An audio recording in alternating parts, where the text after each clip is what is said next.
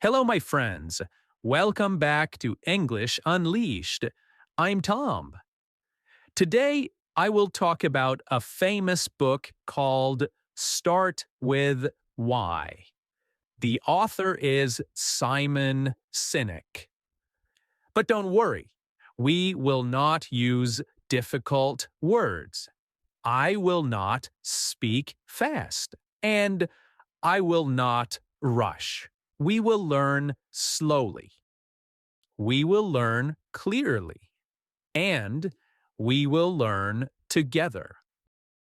This book is not just about business. It is about motivation, meaning, and why you do what you do. And yes, it is very important for learning English. Many people start learning English with excitement. They buy books, they download apps, they watch videos, but after some weeks, they stop. Why? Because they start with what? What book should I use? What app is best? What accent should I learn? But they forget something very important. They forget why. Why do you want to speak English? Why does it matter to you? Why is it part of your life? So, this book will help us answer these questions slowly, clearly, and with lots of examples. You can listen, you can pause, you can shadow, you can think. Now, take a breath, sit comfortably, and let's begin. All right, let me ask you a simple question. Why do you wake up in the morning? Not what do you do, not where do you go, but why? For some people, this is a difficult question. They say, I don't know. Or they say, because I have to. The author says something very interesting. He says that people do not buy what you do. He says that you should not start with what you do. You should start with why you do what you want to do. This idea is the heart of the book. He calls it the golden circle. Imagine three circles. The first circle in the center is why. The second circle is how. The third circle is what. Now, most people start from the outside. They start with what? What books they want to use, what podcasts they want to listen to. Then they talk about how. I use this method. I study every day. I watch videos. But very few people start with why. Why do I want to speak English? Why does it matter to me? And this changes everything. Let me give you a clear example. Many learners say, I want to learn English because I need it. This is not a strong why. Need is not strong. It is weak. Need does not create energy. Now listen to this. I want to learn English because I want to speak confidently when I travel. I want to learn English because I want a better job. I want to learn English because I want to understand movies without subtitles. I want to learn English because I want to feel proud of myself. This is why. And when you know your why, something interesting happens. You do not quit easily. You do not stop after one bad day. You do not stop when you feel tired, because your why pulls you forward. The author says that our brain works in a special way. The part of the brain that understands why is emotional. It is about feelings. It is about trust. It is about belief. The part of the brain that understands what is logical. It is about facts. It is about lists. It is about information.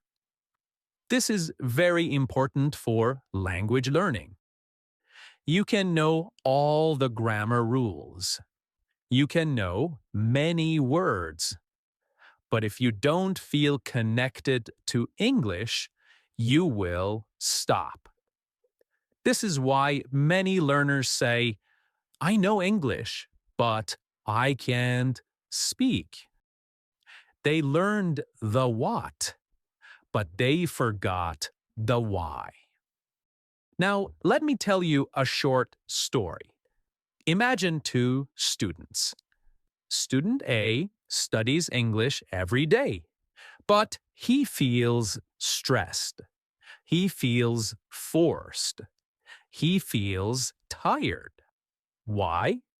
Because his why is weak. He says, I study English because my teacher told me to. I study English because I must pass an exam. Now, student B.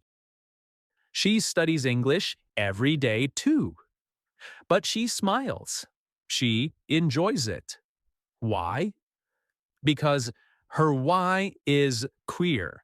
Her reason is clear. She says, I study English because I want to talk to people from other countries. I study English because I want to change my life. Same action, different why, very different result. Now, the author also talks about leaders. Great leaders don't say, here is what we do. They say, this is why we exist. And people follow them, not because they have to, but because they want to. This is also true for teachers. If I say, in this podcast, we will learn vocabulary and grammar, that is what.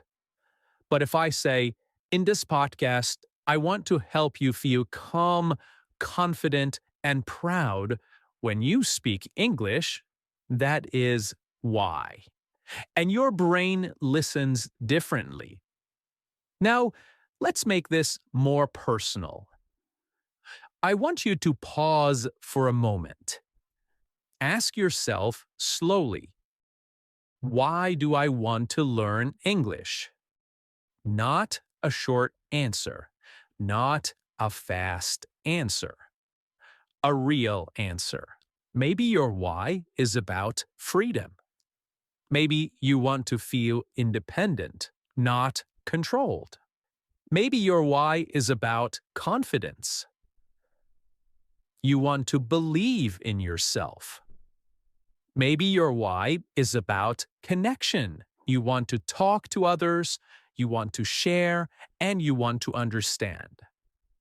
So, your why does not need to be big.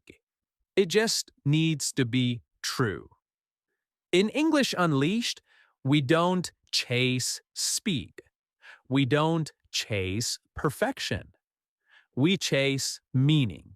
Because when learning has meaning, it lasts. All right. Now, the author says something very simple, but very powerful. This is about business, but it is also related to learning. People don't buy what you do. They buy why you do it. This sentence is not just about business. It is about human behavior, it is about trust, and it is about belief. It is very important for language learning. Okay, here is a queer example. If you say, I learn English to improve my vocabulary, that is a fact, but it does not touch your heart. If you say, I learn English because I don't want to feel small when I travel, or I learn English because I want to express my ideas clearly, or I learn English because I want my voice to be heard, that creates emotion. And emotion creates action. This is why motivation comes and goes for many learners. They start with facts. They forget feelings. Okay, now let's talk about language identity. Language identity means how you see yourself in a language. Many learners say, I'm bad at English. I'm shy in English. I'm not a language person. This is not grammar. This is belief. And beliefs are powerful. If you believe English is not for you, your brain will protect you from pain. It will say, don't speak, don't try, stay quiet. But if you change the belief, the behavior changes too. Try this instead. I am learning English. I am allowed to make mistakes. My English is growing. These sentences are simple, but they touch your why. They connect English to growth, not danger. Now, the author explains that great leaders create followers who believe, and you need to become a leader for yourself. You lead your own learning. You don't say, I have to study English. You say, I choose to study English because it matters to me. That small change is huge. The word have to feels heavy. The word choose to feels powerful. Okay, now let's slow down and think. Let's reflect. Think about this question. When I learn English, do I feel pushed or pulled? Pushed here means you are pressured. Pulled means you have a purpose. If you feel pushed, your why is unclear. And that is okay. This podcast exists for that reason. In English Unleashed, we don't shout at you. We don't rush you. We remind you why you started.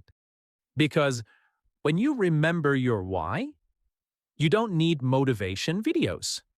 You don't need discipline tricks. You just keep going.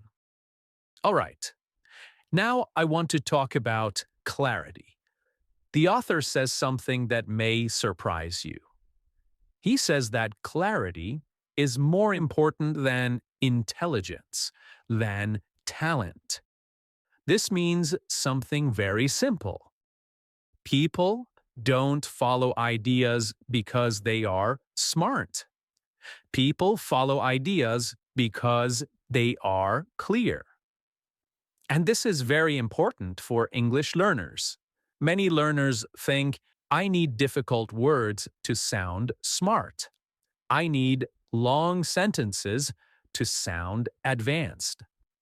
But this is not true. Clear English is strong English. Simple English is powerful English.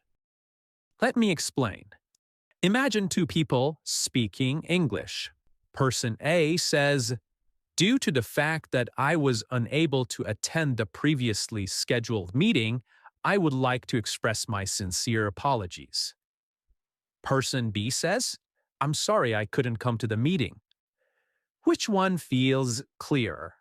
Which one feels more human, not generated by AI? Most people prefer person B, not because it is perfect, but because it is clear. It is human. So the author explains that when the why is clear, the how and the what become simple. Confusion does not come from lack of knowledge. Confusion comes from lack of clarity. This is exactly what happens in language learning. Many learners feel confused because they try to learn everything at the same time. Grammar rules, idioms, phrasal verbs, accents. Their mind becomes noisy. When there is noise, learning stops. Clarity means knowing what matters now. For example, at A2 level, what matters most? Not perfect grammar, not rare words. What matters is being understood. If people understand you, communication is successful. Now, the author gives an important idea. He says that great communicators are not those who say the most. They are those who say the clearest thing. This is a very good lesson for speaking English. You don't need to say a lot. You need to say what matters. Let me give you an English learning example. Instead of saying, "I'm in the process of attempting to improve my English speaking abilities," you can say, "I'm learning to speak English better." Same meaning, clearer message. Clear messages feel honest. They feel confident. And confidence is not about speed. Confidence is about calm. Now let's talk about something called consistency of message. The author says that when your why is clear, your message stays the same. You don't change your story every day. This is important for English learners too. Many learners change methods all the time. One week, grammar, next week, vocabulary, next week, pronunciation, then nothing. Why does this happen? Because there is no clear why. When your why is clear, you don't jump all the time. You say, "My goal is to speak English calmly in daily life."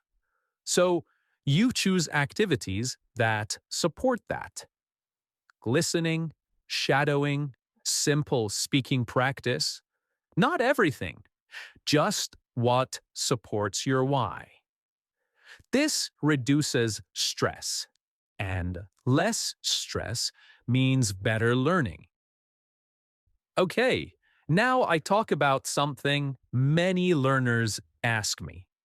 How do I keep going? You may start learning English with energy. You feel excited. You feel hopeful. But after some time, the energy goes down. This is very normal. The author explains something important. He says that energy is not enough.